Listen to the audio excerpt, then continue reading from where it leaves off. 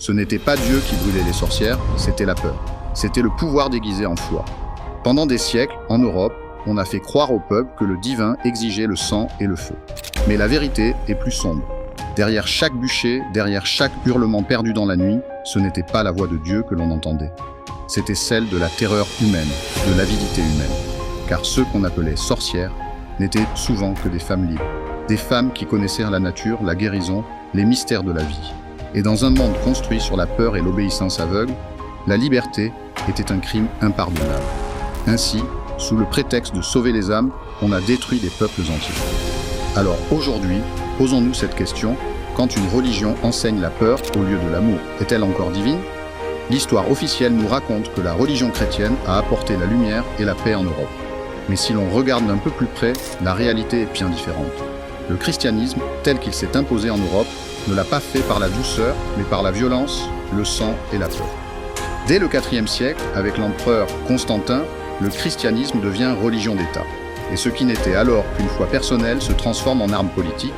Les cultes anciens sont interdits. Les temples sont détruits. Ceux qui refusent de se convertir sont persécutés. Puis vient le Moyen-Âge, et avec lui, une ère sombre de contrôle absolu. L'Église devient une machine de pouvoir. Elle décide de ce que les gens doivent penser, croire, dire, sous peine de mort. Être spirituel autrement, c'était se condamner.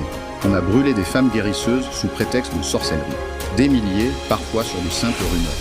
Leur crime, comprendre les plantes, écouter les cycles de la nature, parler aux étoiles, être libre. En vérité, ces femmes, ces hommes étaient les derniers liens vivants à une spiritualité naturelle, ancestrale. Ils représentaient une menace pour ceux qui voulaient imposer un dogme unique. Sous couvert de sauver des âmes, on a assassiné la diversité spirituelle. Et que dire des croisades, de ces armées envoyées massacrer au nom de la foi, des enfants enrôlés de force pour aller mourir sur des terres lointaines? Est-ce cela, l'amour du prochain? Tout montre que la religion n'était plus au service de Dieu, mais au service des rois, des papes, des élus. Car un peuple éclairé, libre de penser par lui-même, est un peuple dangereux pour le pouvoir. Alors on a appris aux peuples européens à craindre Dieu plutôt qu'à l'aimer, à obéir aveuglément plutôt qu'à chercher la vérité intérieure. Aujourd'hui encore, cette histoire pèse sur nos âmes, car beaucoup confondent foi véritable et soumission. Mais la vraie foi n'a jamais eu besoin d'épée ni de bûcher. La vraie foi commence dans le cœur libre de l'homme, et personne n'a le droit de l'enchaîner. Alors, ne laisse plus personne te dire comment prier. Ne laisse plus personne t'enchaîner au nom de ce qui est sacré.